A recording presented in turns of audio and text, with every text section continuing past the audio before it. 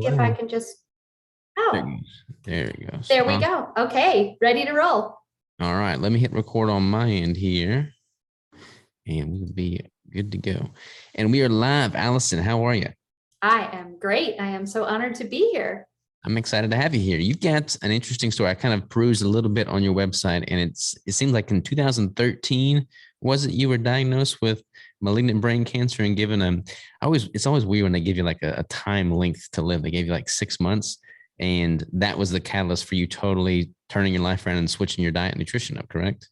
Yeah, I mean, I was a world champion, extreme skier, competitive mountain biker, organic farmer. I thought I was really healthy.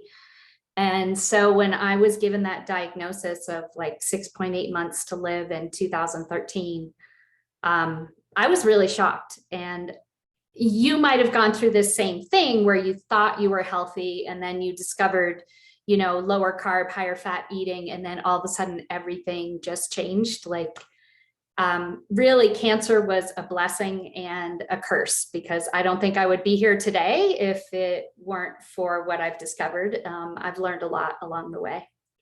Were you getting like a lot of symptoms of cancer, or did that diagnosis totally take you by surprise? I was having some issues with depth perception in skiing. I also was having some memory issues. I remember I had a motivational talk for Microsoft in Las Vegas, and I literally forgot to get on the plane. Like, I couldn't believe it. Like, they called me and they were like, "Where are you?" And this was my biggest speaking engagement that I'd ever had, and I literally forgot. So And at that point, did you like just go to the doctor, not having a clue what was up, and just ask them? at that point, I was just kind of like, oh, I'm getting older. I made a lot of excuses. And there was about 2 months after that incident with Microsoft, I was cooking bacon because we raise pigs. I was cooking bacon, and the bacon grease caught on fire and the flames were licking up to the ceiling. And my husband walked in the door and was like, "What are you doing?" And I was like, "Oh, it's so beautiful." And at that point, he was like, "Okay, Houston, we have a problem. We're going to the ER." So it took us a while to get there. So when you were seeing the flames, you were like, the flames are beautiful, like the Yeah, I there's no literally connection. was just like, thought it was, Wow. pretty. There was a lot of altered perception going on at the time, but looking back on it now, I can see how weird it was. But at the time when I was inhabiting that body and that mind, it seemed perfectly normal. It's hard to describe. So when you were having like an instance like that, it didn't feel like it was any like you didn't have like a multiple personality, so to speak. It was all just kind of flowing as one. There was no differentiating between when things were normal and when things are not. Right. I think what happened is, if I'll even just, if anybody's watching the video, looking at the video right now, looking at the size of the brain tumor, I think what happened is when the tumor crossed from the right hemisphere of the brain to the left hemisphere, you can see how large it was in that picture. Mm-hmm. I think that my personality was altered. My balance was altered, like my memory was altered. I was getting headaches, but you do crazy things to justify those things, even though I was so close to death. When they did that scan, they said, "Allison, if you had waited just a little bit longer, that tumor would have been so big that it would have pressed on the blood flow going into your brain, and you probably just would have dropped dead." Mm. And they're So telling you all this when you're at the hospital getting this initial scan. yeah, I And don't remember a thing. I've been told this is what happened, because I actually don't remember. I was there talking, and the doctors thought like I was behaving completely normally, but I was not. what kind of plan of action did they suggest? I mean, I'm assuming, surgery, getting it removed, or what was that looking like? Yeah, they, immediately scheduled surgery to save my life. I don't even remember signing the paperwork. I remember my family trying to shop around for a really good brain surgeon.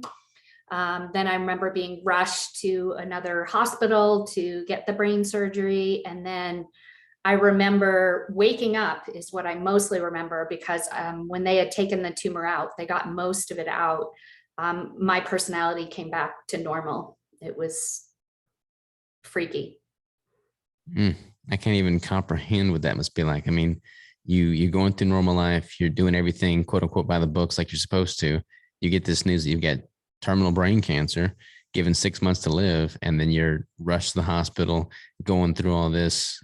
I mean, that doesn't give you any time to, get any of your affairs in order. I mean, it's just totally blindsiding you. Well, I was really lucky because the surgery was so invasive and so life-threatening, and the tumor was so big that they actually said, okay, you've got to go home and recover from this surgery, and we're not going to start chemo and radiation for 6 more months. And that blessed amount of time, that 6 months that I was recovering from the surgery, gave me time to look into alternatives, because they basically didn't tell me that there was no cure for my cancer. Even if I did surgery, chemo, and radiation, that my life expectancy was still, not very long.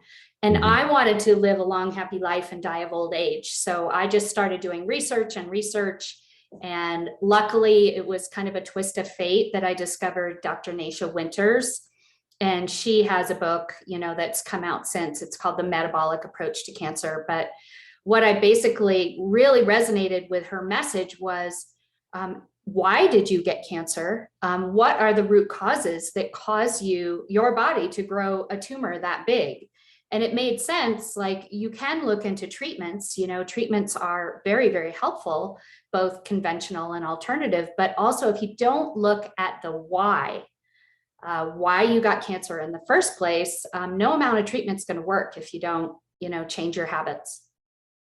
And knowing what you know now, when you're kind of like going back in time, do you have any ideas to what could have been some of the contributing factors that led to the tumor development?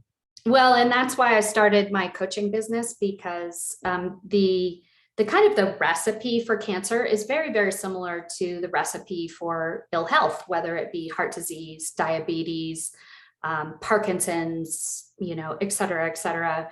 We're basically, I call it SIT, which is stress for S, Mhm. I for insulin, and T for toxins. Now, I could go into a very, very long list on top of that.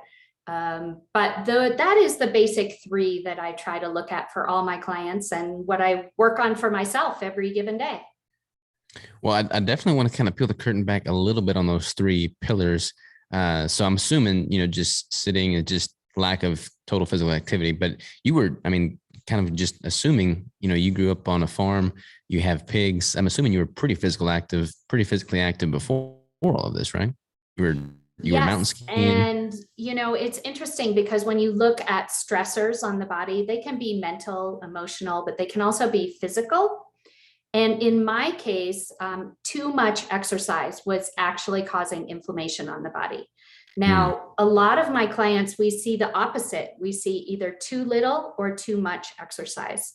So Dr. Nasha always says, exercise like you were Laura Ingalls Wilder on Little House on the Prairie. So the farm life is great, but the competition, the way I was pushing my body day after day, hour after hour, I always thought like a little exercise was good. So why not, run for an hour or 3 hours or 6 hours? I always thought more was better. And I really, looking back on it, I was really running from some mental, emotional issues from my childhood. And I was kind of overcompensating by being this world champion skier. So I had to find like more of a middle ground. Do you think the like psychological stressors of life can have a similar impact as well? Like the Oh, like absolutely. entrepreneurship and business life and just simply, the career paths that a lot of us choose that are incredibly high stress environments. I feel like for me personally, I feel like I've probably legitimately cut 10 years off my life just by the stress that I've endured. Yeah, I mean, like I said, stress can be mental, emotional, or physical. And a lot of times it's quite easy to remove things like toxins or adopt a ketogenic diet. But dealing with the stress of our jobs or our family life or COVID, or, there's so much stress in this world. that our body is kind of running from the tiger 24/7, and it really wasn't designed to do that. Yeah, totally agree. I feel like, having something that removes you from just the hustle and bustle, like for me, we live on land as well. And just having some tranquility in that is probably the single most therapeutic thing I could ever imagine having and doing, and just making a part of my daily routine is having just some land to get my hands dirty in, and Yeah. not be just absorbed in the news and media and social media and just constantly being inundated with all that negativity. Yeah. And what's interesting is it really took me seeing the stress manifested in my labs. For a really good example is my cortisol, which is a stress hormone that you know about. My cortisol was very, very high in the morning. And it was 5 years into my diagnosis, and I actually had a new tumor growing. And I had been doing everything with eliminating toxins. I had changed my entire diet. I was really, really strict about what I ate, but I hadn't addressed the elephant in the living room, and that was my high cortisol. And what happens is it basically, if you have a thought, and it's a negative thought or a stressful thought, or you're worried about your business, or you're worried about an upcoming meeting, your cortisol will spike. And when your cortisol spikes, that's a stress hormone, but it will also increase your blood sugar. So a lot of my clients, and myself included, think, oh, you can just go on a low carb, high fat diet or a ketogenic diet, and your blood sugar will stay nice and low. But literally my thoughts were causing my blood sugar to go up. And Mhm. when your blood sugar goes up, you can potentially feed a cancering process. So I really had to learn the hard way by having a recurrence, having a new brain tumor grow. And then it was like kind of a slap in the face. Alison, you've got to start doing something more serious, like daily meditation and finding a coach. And it's really changed my life. In the first 4 weeks, I then retested my cortisol after adopting meditation, and my cortisol went from 22 all the way down to 15. So that was just changing, meditation once a day. It blew my mind. Do you get like a cortisol blood panel pretty regularly, kind of as a way to just safeguard and ensure that's in a healthy range? I test 70 to 80 blood markers every single month, and I have for almost 9 years. Wow, that's pretty cool. I like I'm that. what Naisha says is test, don't guess. And Yeah. so I want to see something brewing in my labs. Always looking for myself and for my clients is labs plus your DNA plus your health history, and you combine all those together, and it's like putting the pieces of the puzzle together. It's like being a detective for your own body. And it's really turned into my passion, is that instead of living in fear, and I remember you saying in one of your podcasts, you were talking about faith, not fear. Mm-hmm. Part of the reason I feel that I have faith, not fear, is that I'm looking at these labs, I'm looking at real numbers to see how optimally healthy I am. And I'm looking at places that I can improve, places that I've already improved, and I'm always tweaking and adjusting my meditation, my exercise, my food, my sleep, my filtered water. Like, there's always an opportunity there. And I think it's so empowering too, because I mean, you don't have to go to the traditional, doctor's office, go sit in a lobby for 3 hours, have them pull a bunch of labs. I mean, you can bypass all of that via all the methods that we have available now, whether it be ordering the labs online, getting something shipped to your door, going through a specialty practice like what you're offering here. Like, that just empowers the individual. And I feel like so many people rely so heavily on their doctor and just the conventional healthcare system. But at the end of the day, like, no one's going to care as much about your health as you. Yeah. And you have to take those matters in your own hands and understand what those labs and numbers mean so that you can adjust your life accordingly. You nailed it on the head. What a lot of people don't realize when they get their labs done, say you have a yearly physical and you do like some wellness labs, when it says in range or out of range or high or low, that is a statistical average for the state or the country you were in. So that does not mean you're optimally healthy. So what I am always teaching people is, here's what's in range for, let's just say, cortisol. And cortisol could be like 6 to 25 in a normal lab. But what Dr. Nasha wants is your cortisol from 15 to 17. And if your cortisol isn't from 15 to 17, then we know that the hormones aren't quite balanced, and we have to look at stress, and we have to look at sleep, and we have to look at hormone disruption like chemicals, plastics, mercury, et cetera, et cetera. And it's a process of elimination. And it's very overwhelming at first, but to me, it's a lot better than living in fear, to just feel like hope and feel very proactive about my life. Yeah, 100% agree. And like you were saying with regard to those averages, I mean, those averages are based off of an unhealthy demographic to begin with. I would argue that most of the average people you see walking around your neighborhood are probably not optimal versions of human beings. Yes. So we probably shouldn't strive for fitting smack dab in the middle of that range anyways. Exactly. We want to be a lot better than average if we want to live a long, happy life and die of old age. Totally. So stress is the I. What is the I in the acronym? Insulin. Insulin. So, that's your story here with the whole Keto Savage is, getting people to understand, like, changing their diet.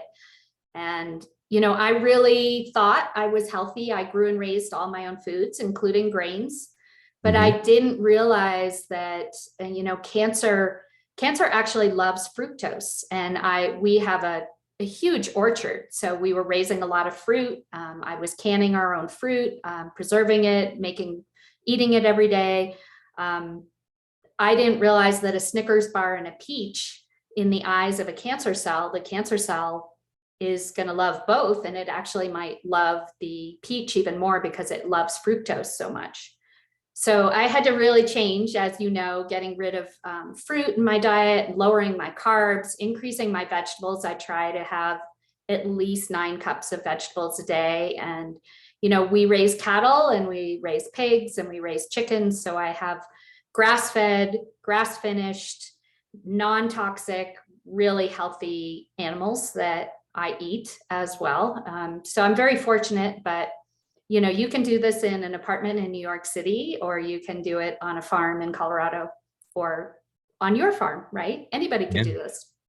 All right. There's a lot of things I want to dive into here. So with regard to insulin and just lowering that baseline level, obviously a ketogenic diet, low in, carbohydrates and sugars is going to help that.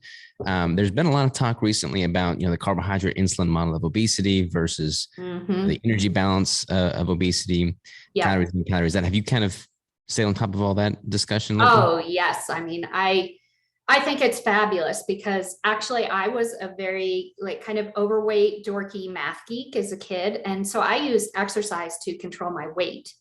But, the guilt trip you're put on as an overweight person, like if you only just ate less, if you had more self-control, like that's all bullshit, really. Weight loss is a hormonal imbalance that is made worse as we eat more carbs. And so as I eliminated the carbs, my hunger craving went away, like my weight completely normalized. I'm not too skinny, I'm not too fat. Balancing the hormones and realizing that it's not about calories, that really if we can fix the hormone imbalance, then the hunger goes away and you feel really satiated and happy.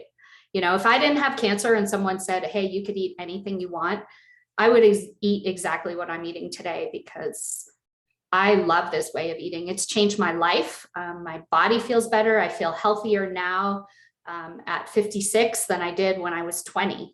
So I just wish I'd found it sooner. Yeah, it's interesting because, I mean, there's so much debate as to what the actual mechanism is behind weight gain and obesity. And perhaps the carbohydrate insulin model of obesity is a little flawed. And perhaps the calories in, calories out equation is right on the money. We'll just say that is the case, for instance. But I see so many people that remove the carbohydrates, removed all the processed sugars, and their hormones improve, their satiety signals improve.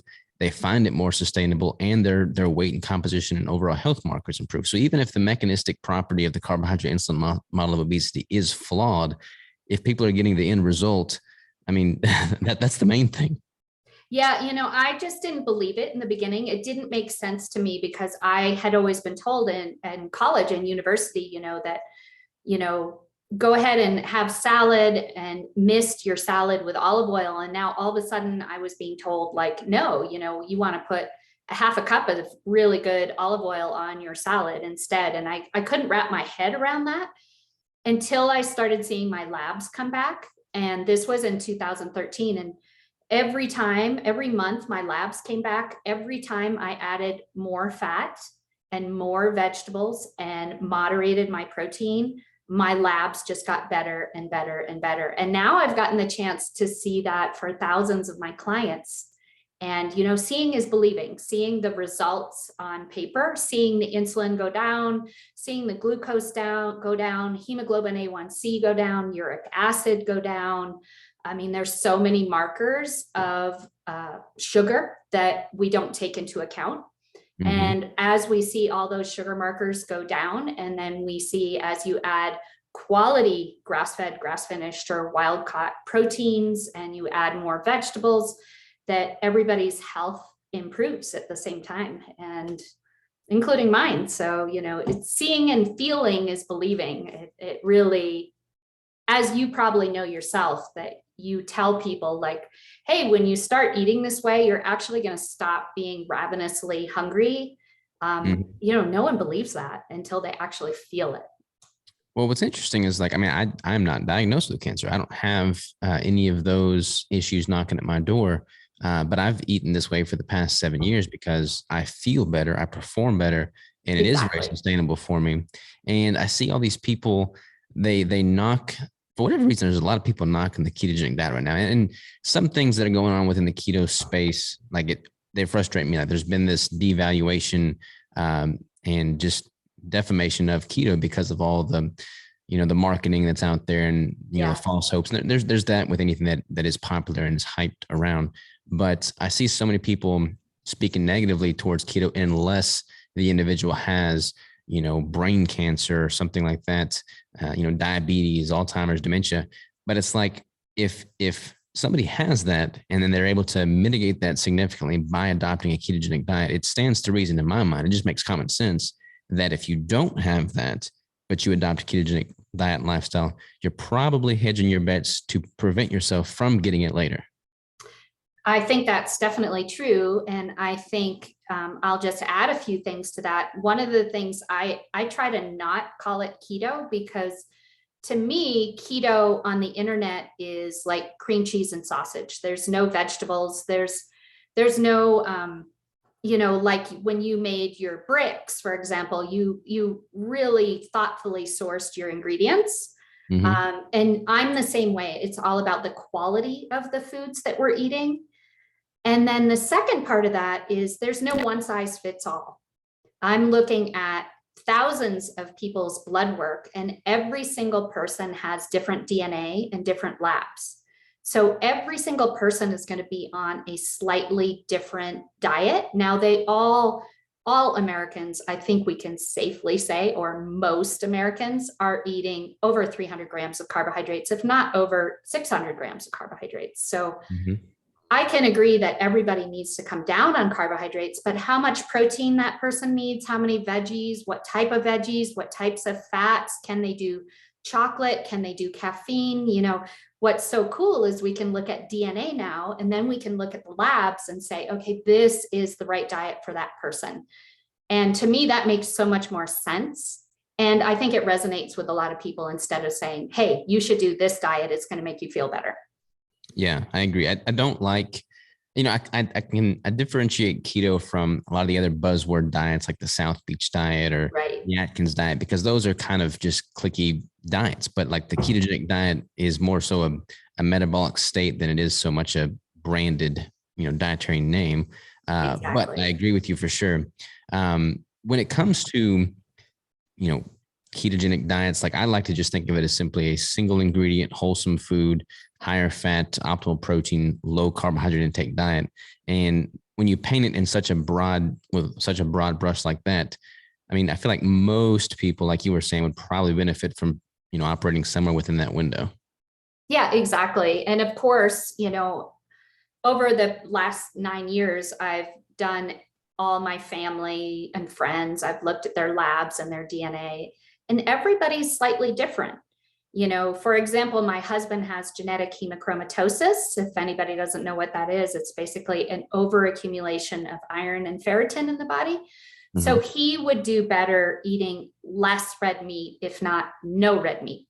Now, I have low ferritin and I do not have genetic hemochromatosis, so I can actually eat more red meat, for example. Same, we can look at coffee, and I think that's why one study will say coffee is good for you, and then the next study will say, no, coffee is bad for you. Well, the thing is everybody has different genes that metabolize caffeine and catecholamines differently.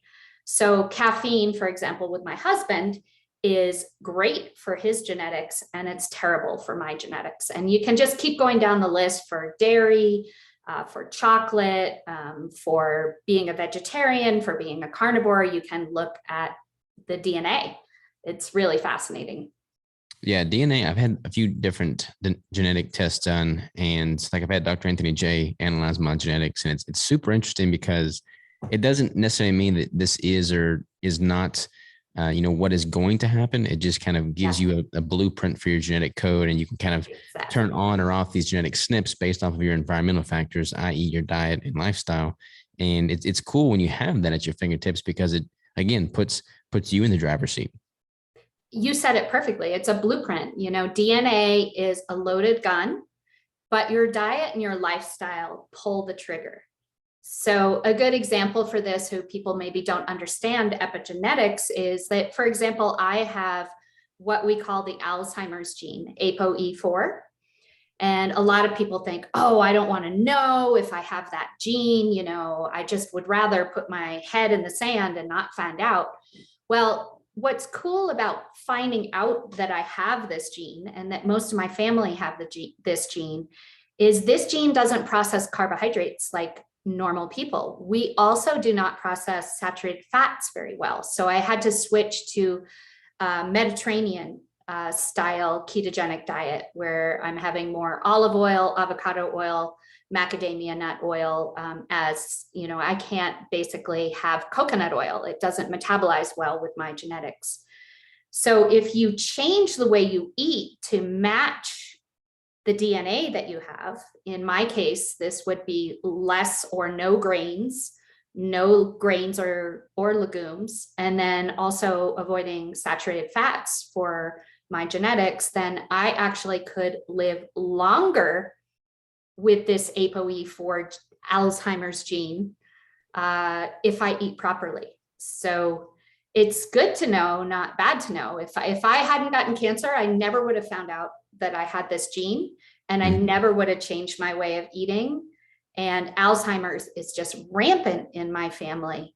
And I don't know if this has happened to you, but I feel that any memory fog that I ever had has completely disappeared with the low carb, high fat way of eating. Yeah, I agree for sure.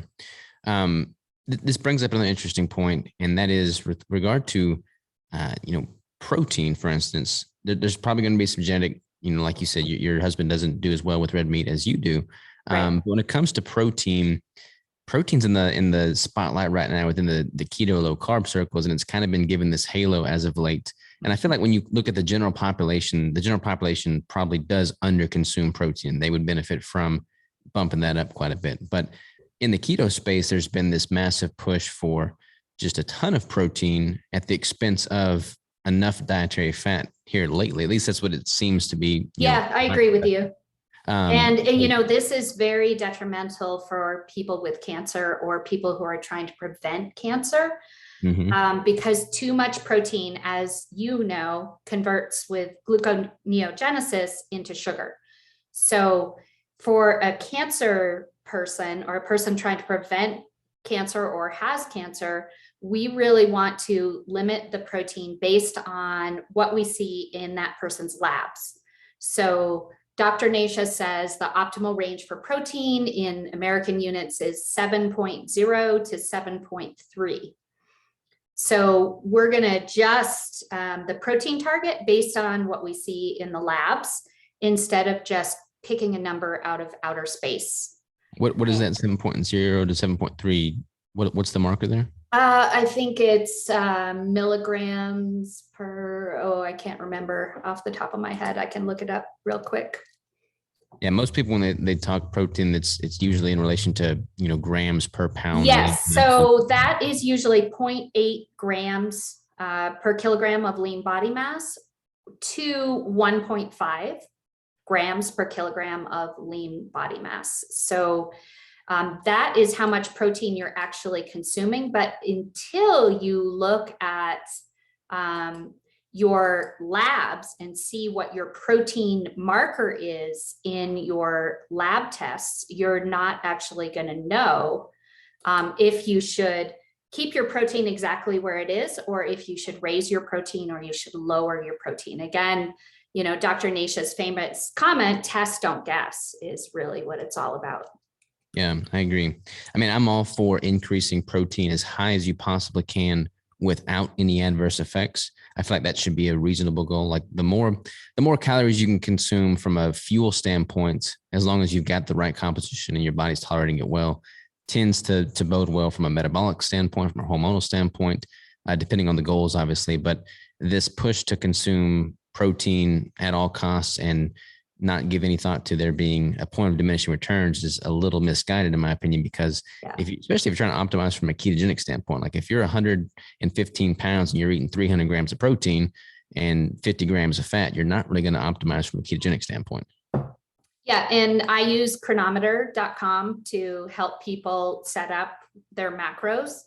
And, a 115-pound woman is going to be eating something like 43 grams of protein if she is in an actively cancering process. Now, of course, we're not going to just set that without looking at her labs and also looking at her DNA, because there's so many different factors. And we shouldn't just go out there and say, the carnivore diet's the best, the vegetarian diet's the best, no dairy is the best. Really have to look at every single person's DNA. And then you have to look at the expression of their DNA in their labs. So for example, with my husband, if he has genetic hemochromatosis, the HFE gene, then we're going to look at his ferritin in his labs and to see if it's in that optimal range of like 35 to 45. Well, no, when his labs came back, his was 222. So it was way too high. So we knew we had to cut back red meat for him quite dramatically. And he also had to go give blood to reduce that iron in his labs. In your labs and your dietary requirements are going to be much different than other people that are not trying to keep, cancer cell growth at bay. So like just speaking for you personally here, what were your macros looking like on average when you were trying to keep that tumor in remission?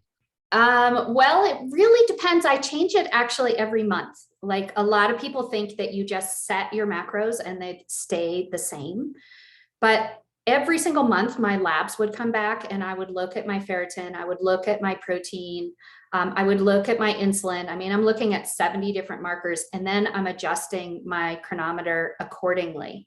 So in the beginning, I would say that my protein was very low. So I was probably eating 90 grams of protein, 20 grams of total carbs.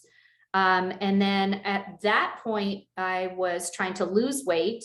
And so I was only having maybe 150 grams of fat. Then eventually I lost too much weight. So then I had to bump up my fat to 300 grams. And then my protein went up. So I had to then lower my protein target. And so every single month it's like a yo-yo. And now my protein 9 years later is pretty similar every day. I think I'm at about 75 milligrams of protein, or 75 grams of protein, sorry. And it's interesting now that I have been burning fat for so long, I can have 200 to 300 grams of fat a day and not gain a drop of weight. So I don't it's, have my calculator. What is that in the calorie breakdown? oh, I'm probably eating, I'm 5'3". I'm probably eating 3,000 calories a day. And just, I love it. I love it. it again, it's about the insulin balance. When you're burning ketones, your mitochondria repairs, and you're actually you're burning more units of energy when you're burning ketones than when you're burning sugar, because at a cellular level there's more ATP required to burn a ketone than there is to burn glucose. Well, I just love So hearing yeah. females that are eating that many calories and just thriving, because the narrative to just chronically restrict, I'm so sick of that narrative. I've been fighting tooth and nail to kind of reverse the words on that. But so many people, women especially, but everybody, I mean, they're like, sub 1,000 calories, and it's just Ah, doing, wrecking total havoc on their hormonal and metabolic health, and they're doing it for far too long. I mean, you should never get that low in the first place. And oh, there's when just I no was need to. eating, yeah, I was starving myself at 1,000 or 1,500 calories when I was overweight, and I kept gaining weight because the majority of my calories came from carbs. Mm-hmm. And so it's so freeing to, wake up and not be constrained by that fear of fat making us fat. And it's very unfortunate that fat and fat have the same name, because, people associate them as one causing the other. Yeah. Well, with you eating 300 grams of fat a day, I'm curious, what does a typical day of food look like for you? Like when you eat throughout the day, what does that normally consist of? Well, I generally fast, most of the day, 16 to 18 hours of fasting.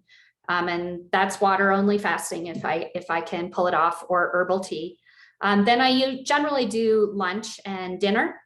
And so I'll have coffee. I have this like special recipe. I've kind of created a whole cookbook that's kind of anti-cancer keto recipes, which are more specific about avoiding carcinogens, avoiding toxins, and they're much higher fat than most recipes that you would find on the internet. So I have my coffee with my coffee creamer that I make. Then I'll have maybe a big frittata with eggs and probably 9 cups of vegetables mixed in there, and some kind of protein mixed in there and cooked in, bacon grease and some other kind of fat. Then I love to have like my brownies or my chocolate or my homemade ice cream as a snack. And then I kind of go right into dinner. So my eating window is usually somewhere between 12 and 5 p.m. is when I get all my calories in there.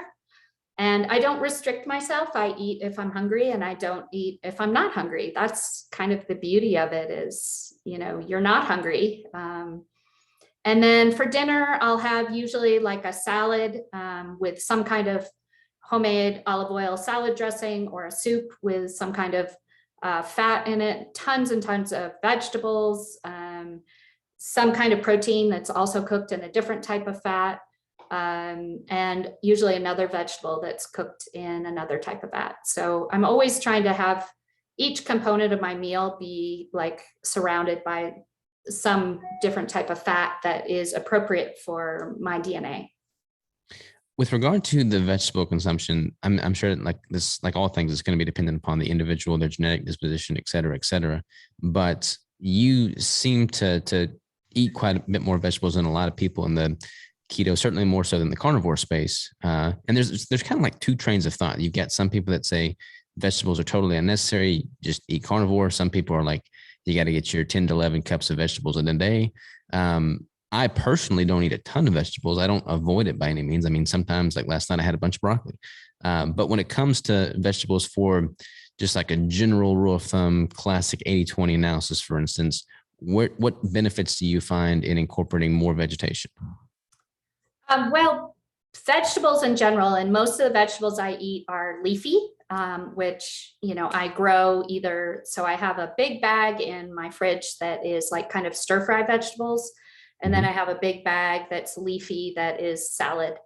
And then of course I have more dense vegetables like broccoli, things like that. Those are more like condiments because they're higher in carbs, but I still try to get, at least 9 different types of vegetables in my diet every day. The reason being is that vegetables are antioxidants.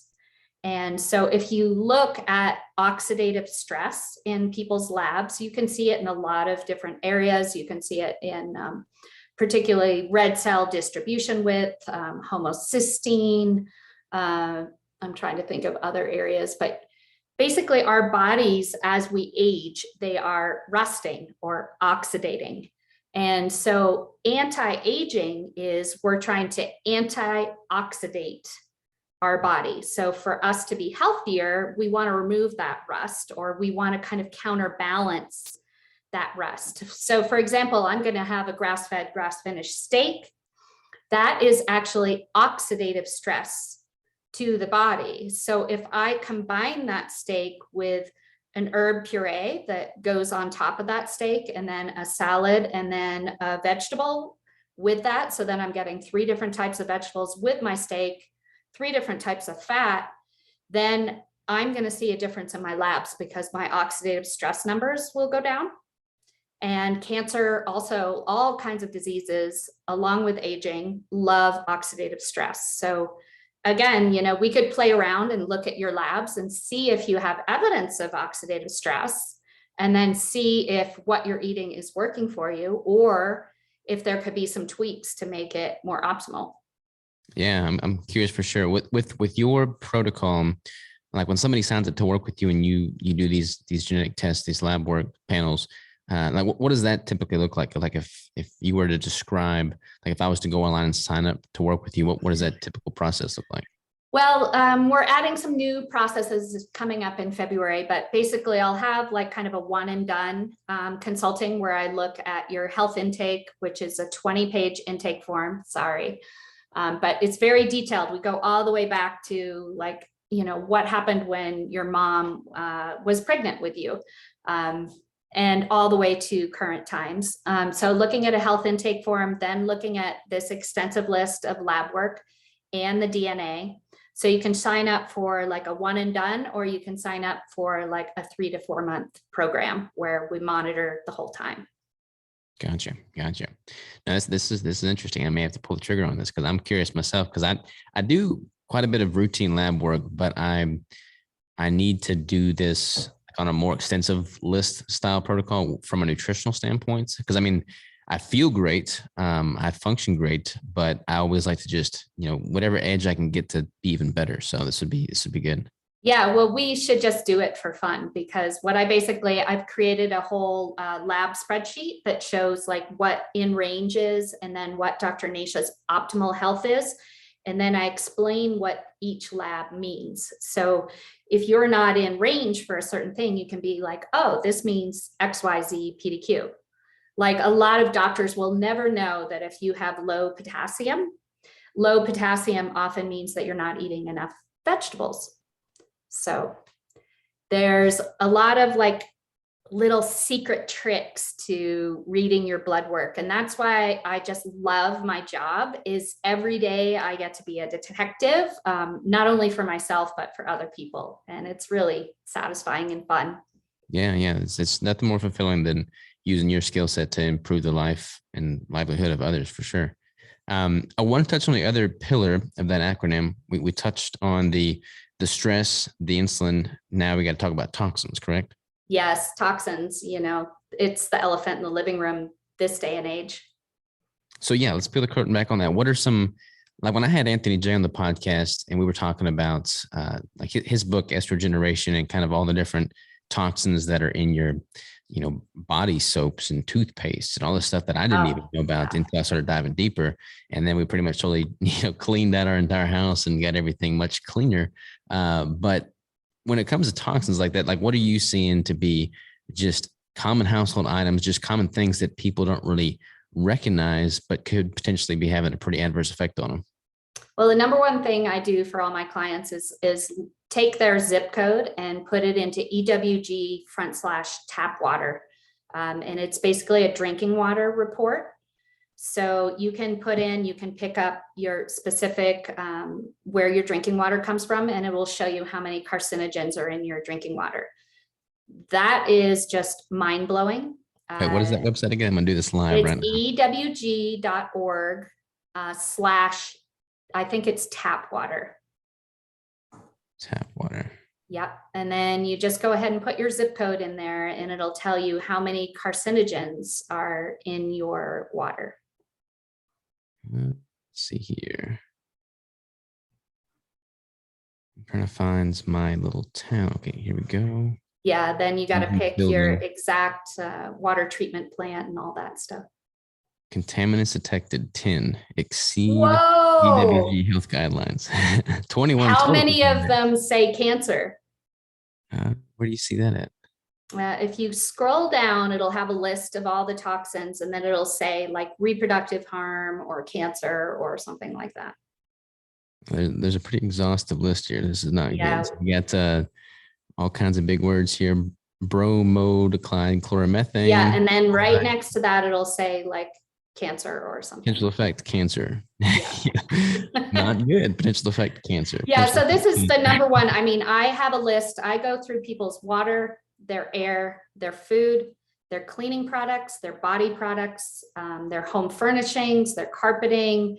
I check the radon tests for their area. I check their dental work. I check for mold, Lyme disease, different bacterial infections, different viral infections, different parasites, leaky gut, reflux, SIBO, constipation, on and on. Like, no stone unturned. You just got to look for everything. And you don't want to miss a thing that could be contributing to your ill health. Because it's really, even though, I specialize in oncology, I don't want anybody coming to me. I want people to prevent ever having to come to me. Mm-hmm. And unfortunately, we are surrounded by so many toxins, which is, I think, one of the biggest reasons that we're seeing, such a rise in cancer is that it's overwhelming our body's ability to detox these things. They're just coming in faster than we can deal with them. And a lot of them have to deal with mimicking estrogen, and cancer just loves estrogen. So we really don't want to have a hormone imbalance. Yeah, and so much of these, so many of these things are present in everyday life, and if you try to avoid all of them 100%, you'll live in a bubble, and you don't want to do that. But you can't do it. You can't. Yeah, you can't do it. But so many of these things are easy swaps. Like if you look at what you've learned, like just people in general from nutrition, you swap out, Doritos chips for pork rinds. That's a better swap. Yeah, exactly. You could do something similar with all these toxins, like the toothpaste, the body wash, the shampoo, the water. Like we filter all of our water through a Berkey. So hopefully I'm not getting all those cancer causing water agents. Yeah, you want to make sure when you have the Berkey, you're going to want the white filters on the top, and then the black filters on the top and the white filters on the bottom. Yep. I probably should change those filters more than I do, but yes, especially if your EWG report says you have 10 known carcinogens, you are, And, we should look at those a little more closely. If any of your water is radioactive, you don't want to be showering in that kind of water. Yeah. And it's like Crystal, she's pregnant now. So we've been diving even deeper into the rabbit hole of like all the things that could affect that from like an epigenetic standpoint.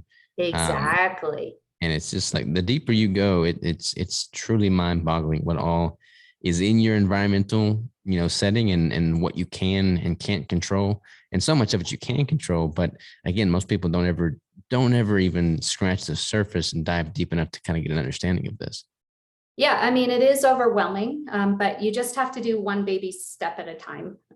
And for people that are starting with toxins, what I said, the water is the number one thing you want to start with. And then the second thing you want to look at is the toxins in your food, because basically we are what we eat.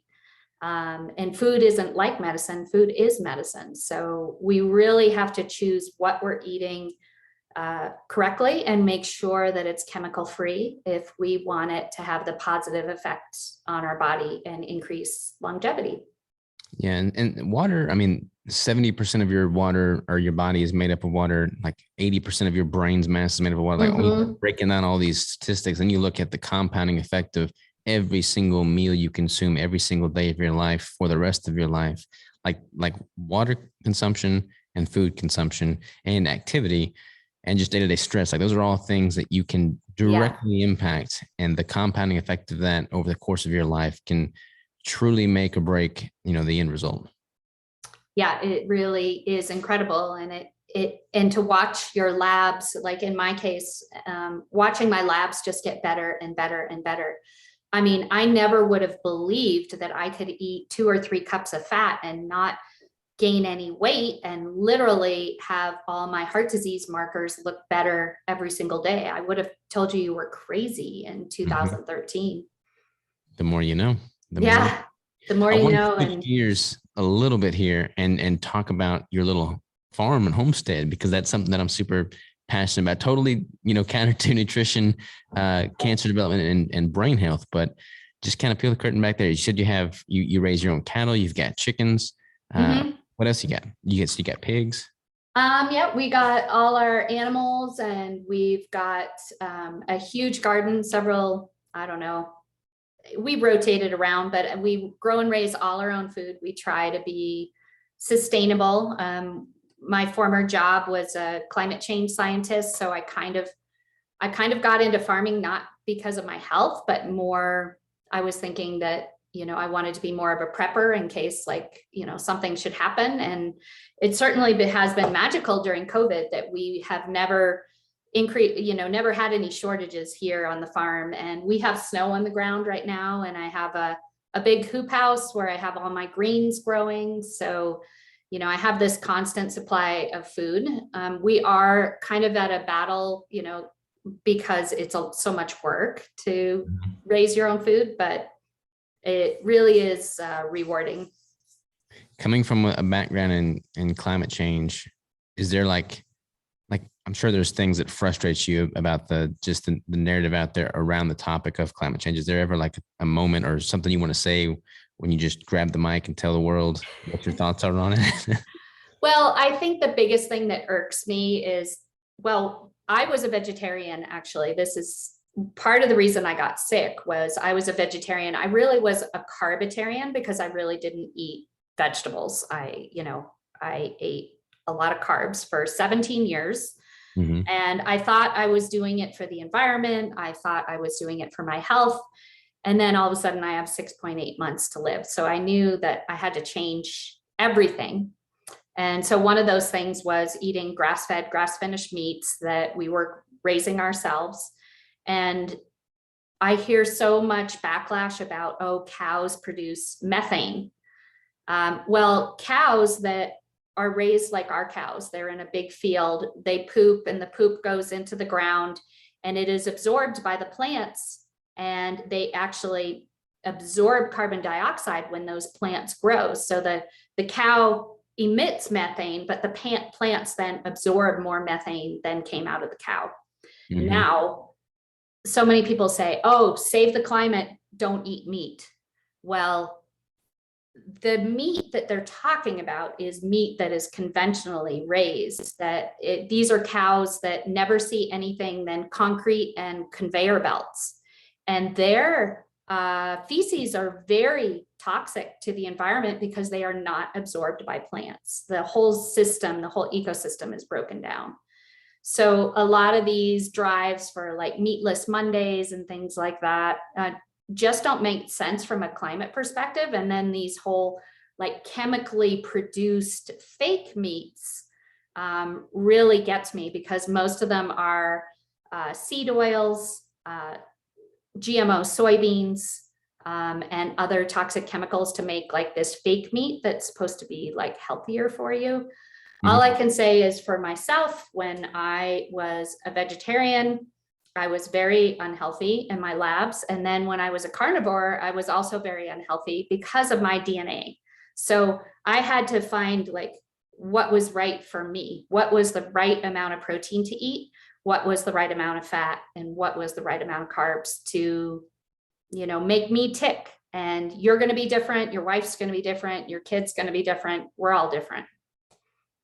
I think we had it figured out in like the 1600s and 1700s when we were all, subsistence farming and agriculture and growing our own stuff and raising our own, livestock, and then bartering with people, having relationships, Yeah. talking to individuals face to face, shaking hands, and actually doing things the right way, as opposed to this weird maniacal system that's been built around now. But I feel like the closer we can get towards that, more primitive aspect, whether that's simply growing your own vegetables or, going to a local butcher to get your cow and from them, the closer we can get to that, I think is a good thing.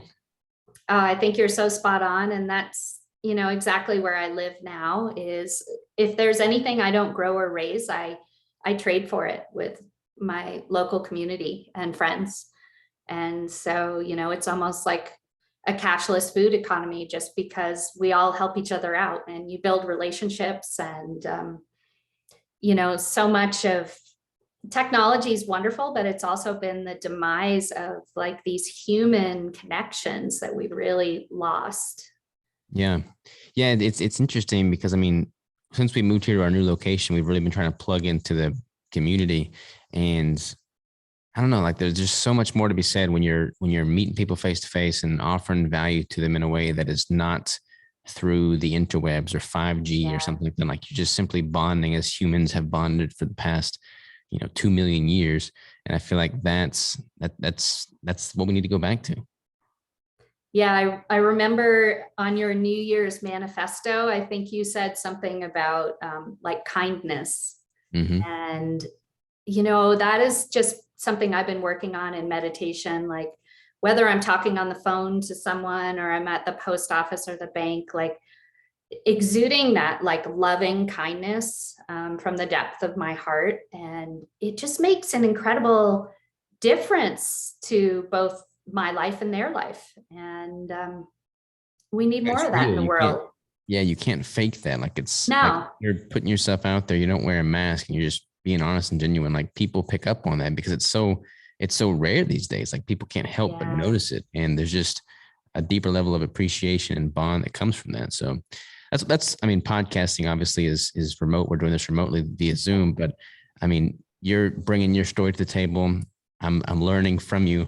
And I feel like, it all stems down to relationships. And I think the more we get back to that and just simply learning and building and growing together, sounds a little woo-woo, but it's but it's real. It's true. Yeah, totally. And I can't remember the first time I saw you speak. It was maybe in 2018. Were you at KetoCon?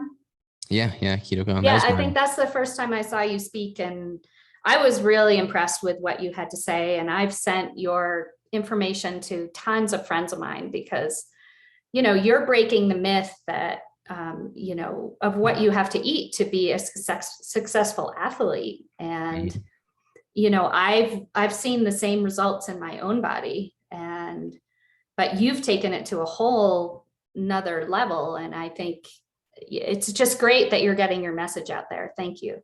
Yeah, I appreciate that. I think, we're both passionate about the lifestyle that we're living. And if it can benefit anybody, if this falls on anybody's ears and it improves their life, then our job is done. Exactly. So where do people go to find out more about you, follow along, and just dive deeper into your world? It's pretty easy. It's my name, is my website, AlisonGannett.com. So that's ALISON. G as in George, ANN as in Nancy, ETT as in Tom.com. Awesome. I will be sure to link out to that as well and do whatever I can to spread the word. If there's anything that I could ever do for you, Alison, definitely don't hesitate to reach out and let me know. Well, same goes for you. And when is your baby coming? May. So we're due in May. So it's like 15 weeks away. Today actually is 25 weeks in, which is just kind of crazy. Like it's surreal to me, but I'm excited for sure. That's incredible. Yeah. Congratulations. Thank you. We're definitely excited about it. It's going to be the next uncharted territory for me, but chapter that we're excited about. Excellent.